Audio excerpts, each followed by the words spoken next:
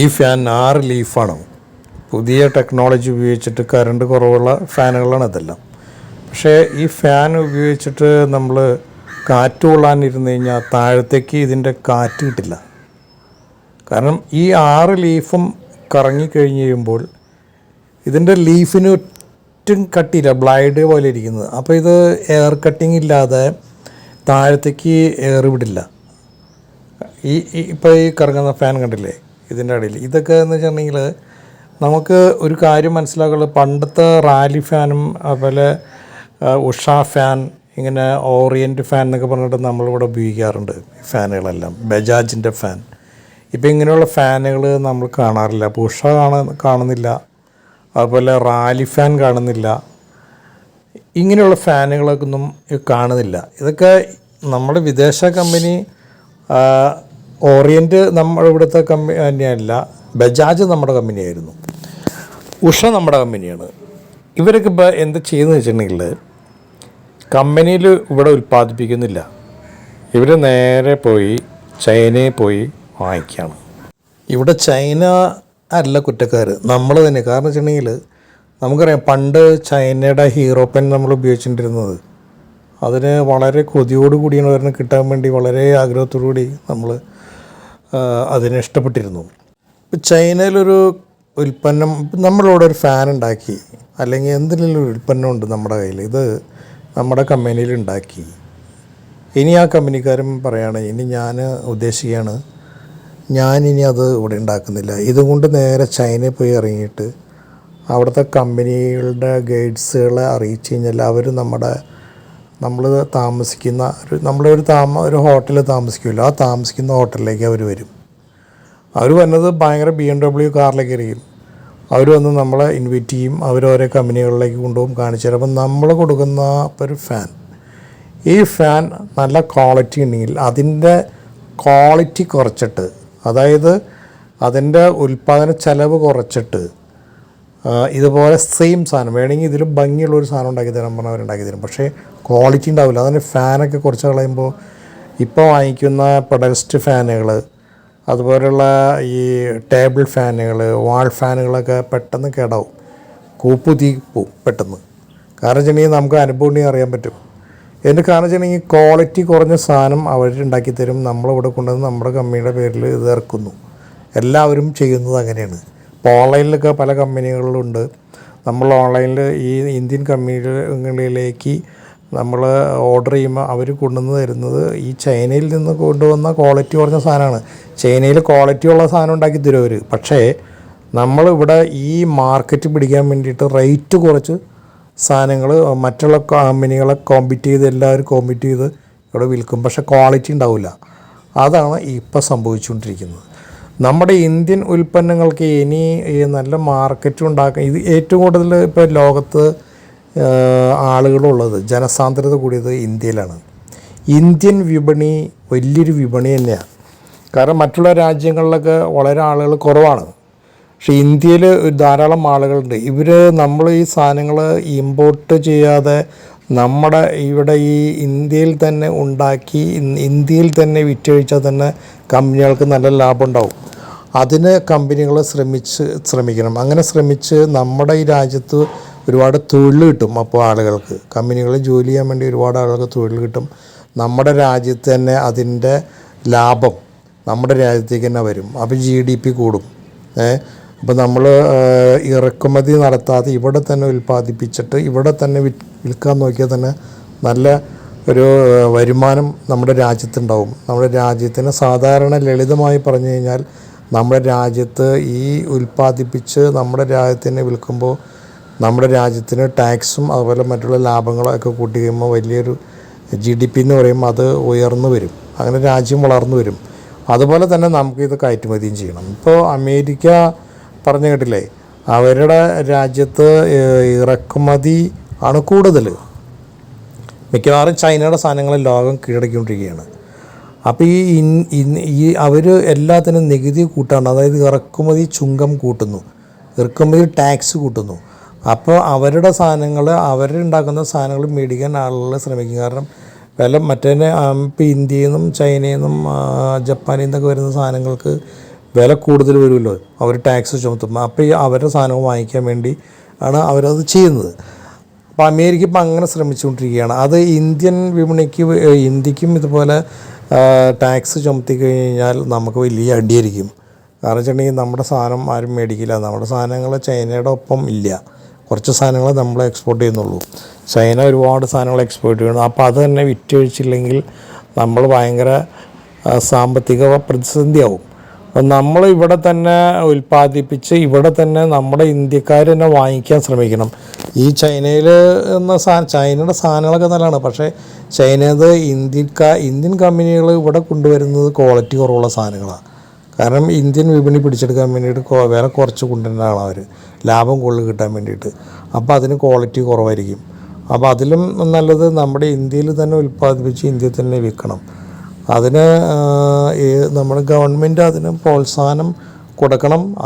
ഇപ്പോൾ തന്നെ കണ്ടില്ലേ, ഇലോൺ മസ്ക് അമേരിക്കൻ പ്രസിഡൻറ്റിനെ ശക്തമായിട്ട് കൂടെ നിന്ന് സഹായിച്ചുകൊണ്ടിരിക്കുകയാണ്. അതിൻ്റെ ഭാഗമായിട്ട് ഇപ്പോൾ ഇവിടെ പല സംഭവങ്ങൾ കണ്ടുകൊണ്ടിരിക്കുന്നത്.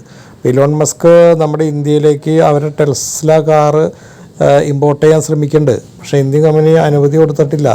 അവർ ഇന്ത്യ പറയുന്നത് ഇവിടെ ഉണ്ടാക്കിയിട്ട് ഇവിടെ തന്നെ വിൽക്കാനാണ്. പക്ഷേ പുള്ളിക്ക് ഇപ്പോൾ ഇവിടെ ഉണ്ടാക്കാൻ താല്പര്യമില്ല. അവരുടെ കമ്പനി ഇവിടേക്ക് ഇറക്കാൻ വേണ്ടി ശ്രമിച്ചുകൊണ്ടിരിക്കുകയാണ്. അതിന് വേണ്ടിയിട്ട് അമേരിക്കനെ സമ്മർദ്ദം ചെലുത്തും. ഇപ്പോൾ നമ്മുടെ പ്രധാനമന്ത്രി അമേരിക്കയിലേക്ക് പോകുന്നുണ്ടല്ലോ. അപ്പോൾ ഇങ്ങനെയുള്ള കാര്യങ്ങൾ സംസാരിക്കും. അപ്പോൾ അങ്ങനെ കാര്യങ്ങൾ സംസാരിക്കുമ്പോൾ ഈ പറഞ്ഞ പോലെ ഈ മസ്ക് പറയുന്ന കുറേ കാര്യങ്ങൾ ആയിരിക്കും അമേരിക്കൻ പ്രസിഡൻറ്റ് നമ്മുടെ പ്രധാനമന്ത്രിയായിട്ട് സംസാരിക്കുന്നത്. നമ്മുടെ പ്രധാനമന്ത്രിക്ക് ഒരിക്കലും നിങ്ങളുടെ സാധനങ്ങളൊന്നും വേണ്ട, അല്ലെങ്കിൽ ഞങ്ങളുടെ സാധനങ്ങൾ നിങ്ങൾ വാങ്ങിക്കേണ്ടതെന്നൊന്നും പറയാൻ പറ്റില്ലല്ലോ. ഒരിക്കലും പറയാൻ പറ്റില്ല. കാരണം നമ്മുടെ സാധനങ്ങൾ അമേരിക്കയ്ക്ക് പോയിട്ടുള്ള നമ്മുടെ കമ്പനികളും നമ്മുടെ രാജ്യം നിലനിൽക്കാൻ അമേരിക്ക എന്ന് പറയുന്ന രാജ്യം നല്ലൊരു വിപണിയാണ്. അവിടെ നമുക്ക് ശക്തമായിട്ട് നിൽക്കാൻ പറ്റില്ല. ഇപ്പോൾ തന്നെ അമേരിക്കയായിട്ട് ഗുസ്തി പിടിക്കാൻ നമുക്ക് പറ്റാത്തത് കൊണ്ടാണ് കുറച്ച് താഴ്ന്ന് മുന്നോട്ട് പോയിക്കൊണ്ടിരിക്കുന്നത്. കാരണം ഈ അമേരിക്കയുടെ പിന്നിൽ ഈ ലോകത്തെ ഏറ്റവും വലിയ പൈസക്കാരനായ ഈ മസ്ക് വന്ന് കൂടിയേക്കാണ്. അതുകൊണ്ട് അയാളുടെ പല തന്ത്രങ്ങളും മെനയുമ്പോൾ അതിനൊപ്പം അമേരിക്കൻ പ്രസിഡന്റ് നിൽക്കും. അതൊക്കെ നമുക്ക് ദോഷം ചെയ്യും. അപ്പോൾ ഇവർ രണ്ടാളും ബിസിനസ്സുകാരാണ്. കാരണം വെച്ചിട്ടുണ്ടെങ്കിൽ ഇവർ ആ ബിസിനസ് ടെക്നിക്കുകൾ പ്രയോഗിക്കാൻ വേണ്ടി പല തന്ത്രങ്ങളും മെനയും. അപ്പോൾ ഇന്ത്യ അതുപോലെ ബുദ്ധിപൂർവ്വം കാര്യങ്ങൾ ചെയ്തില്ലെങ്കിൽ നമ്മളടിപ്പോവും. ഒറ്റയടിക്ക് അങ്ങനെ ചെയ്യാൻ പാടില്ല, ഇങ്ങനെ ചെയ്യാൻ പാടില്ല എന്നൊക്കെ നമ്മൾ പറഞ്ഞു കഴിഞ്ഞാൽ നമ്മൾ സാധാരണക്കാർ പറയുന്ന മാതിരിയല്ല. പല കാര്യങ്ങളും ആലോചിച്ച് ചെയ്യാനുണ്ട്. ചൈനയുടെ സാധനങ്ങൾ ധാരാളം അമേരിക്കയുടെ വിപണി കീഴടക്കിയേക്കുക. അതുകൊണ്ടാണ് അപ്പോൾ അമേരിക്ക പറയുന്നത് ചൈനയുടെ ഇമ്പോർട്ട് ചെയ്യുന്ന സാധനങ്ങൾക്കെല്ലാം 25% നികുതി ഏർപ്പെടുത്തിയിരിക്കുകയാണ്. അപ്പോൾ ഈ ചൈനയുടെ സാധനങ്ങൾക്ക് വില കൂടുമ്പോൾ അമേരിക്കയുടെ സാധനങ്ങൾ വാങ്ങിക്കാൻ അമേരിക്കക്കാർ തയ്യാറാവും. ഇതാണ് അതിൻ്റെ ടെക്നിക്ക്. എന്ന് പറഞ്ഞ പോലെ ഇന്ത്യൻ സാധനങ്ങളുടെ ഇതുപോലെ ടാക്സ് ഇറക്കുമതി ചെയ്യുന്ന ഇന്ത്യൻ സാധനങ്ങൾ നമ്മൾ കയറ്റുമതി ചെയ്യുന്നു. അവർ രാജ്യത്തേക്ക് ഇറക്കുമതി ചെയ്യുമ്പോൾ അവർ ടാക്സ് കൂട്ടിക്കഴിഞ്ഞാൽ നമ്മുടെ ഇന്ത്യൻ ഉൽപ്പന്നങ്ങൾക്ക് വില കൂടും. അപ്പോൾ സാധാരണക്കാർ അമേരിക്കയുടെ ആളുകളൊന്നും ഇത് വില കൂടുതലുള്ളത് കൊണ്ട് വാങ്ങിക്കില്ല. അങ്ങനെ വാങ്ങിക്കാതെ വരുമ്പോൾ അമേരിക്കൻ സാധനങ്ങൾ വാങ്ങിക്കും. അതാണ് അവരുടെ തന്ത്രം. നമ്മൾ ഇപ്പോൾ അമേരിക്കയുടെ സാധനങ്ങൾ ഇറക്കുമതി ചെയ്യാൻ പാടില്ല, അല്ലെങ്കിൽ ചൈനയുടെ സാധനങ്ങൾ ഇറക്കുമതി ചെയ്യാൻ പറ്റില്ല എന്ന് പറയാൻ പറ്റില്ല. കാരണം അവിടേക്ക് കുറേ സാധനങ്ങൾ നമ്മൾ എക്സ്പോർട്ട് ചെയ്യുന്നുണ്ട്. അതുകൊണ്ട് നമുക്ക് അവരെ കൺട്രോൾ ചെയ്യാൻ പറ്റില്ല. നിങ്ങൾ സാധനങ്ങൾ ഇറക്കണ്ട എന്ന് പറയുമ്പോൾ അവർ അന്ന് നിങ്ങളുടെ സാധനങ്ങൾ ഞങ്ങൾക്ക് ഇറക്കണ്ട എന്ന് പറയുമ്പോൾ നമ്മുടെ സാധനങ്ങൾ അവിടെ കെട്ടിക്കിടക്കും. അതുകൊണ്ട് അത് ചെയ്യാൻ പറ്റില്ല. അപ്പം നമ്മൾ തന്നെ ബുദ്ധി ഉപയോഗിച്ചിട്ട് നമ്മുടെ രാജ്യം ഉയരാൻ വേണ്ടിയിട്ട്, നമ്മുടെ രാജ്യത്തിൻ്റെ ഉയർച്ചയ്ക്ക് വേണ്ടി നമ്മൾ എന്ത് ചെയ്യണം? നമ്മൾ ഇന്ത്യൻ സാധനങ്ങൾ തന്നെ വാങ്ങിക്കണം. അതിന് ഇന്ത്യൻ സാധനങ്ങളുടെ ക്വാളിറ്റിയുള്ള സാധനങ്ങൾ, ഇന്ത്യൻ സാധനങ്ങൾ വാങ്ങിക്കുകയും അതുപോലെ ഗ്യാരണ്ടിയും അതൊക്കെ പറയുന്നുണ്ടല്ലോ. അപ്പോൾ ലോങ് ലൈഫിൽ ഒരു ഇന്ത്യൻ കമ്പനി നിന്നാലാണ് അതിൻ്റെ ഗ്യാരണ്ടി നമുക്ക് കിട്ടുള്ളൂ.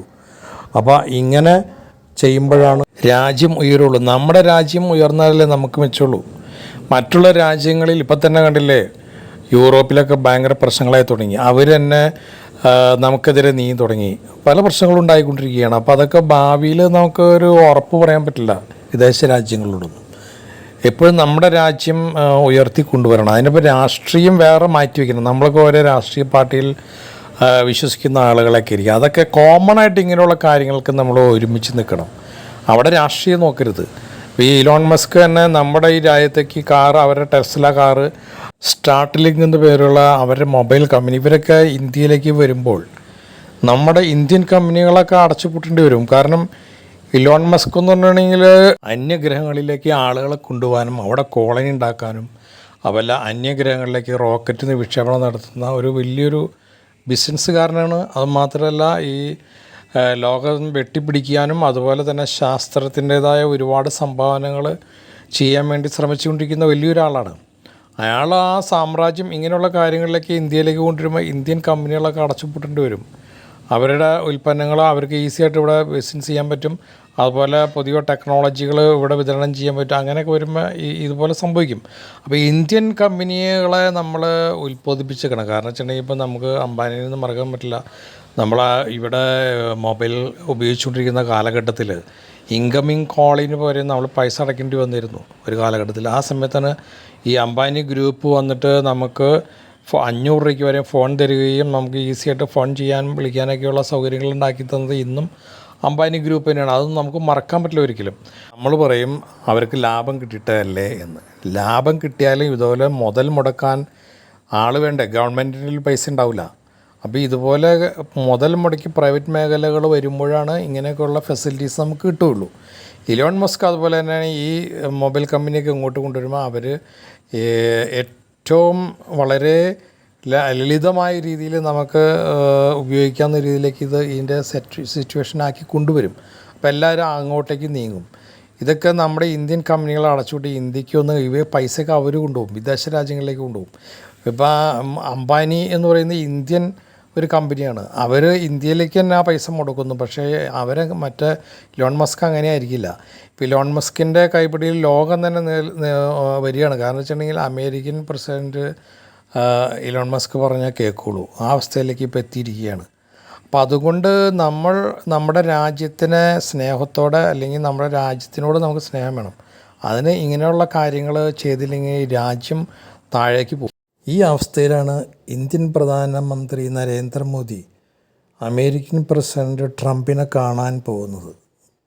അപ്പോൾ ഈ കൂടിക്കാഴ്ചയിൽ ഈ വക നിർണായകമായ പല തീരുമാനങ്ങളും ഉണ്ടാകും. അതൊക്കെ നമ്മുടെ നന്മയ്ക്ക് ആവട്ടെ എന്ന് നമുക്ക് പ്രത്യാശിക്കാം.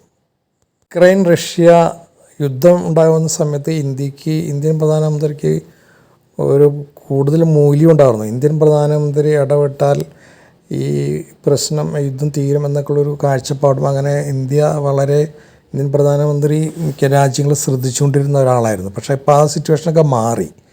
ഇപ്പോൾ എന്ന് വെച്ചിട്ടുണ്ടെങ്കിൽ അമേരിക്കൻ പ്രസിഡൻറ്റും ഇന്ത്യൻ പ്രധാനമന്ത്രിയും ഭയങ്കര ബന്ധമുണ്ടായിരുന്നു.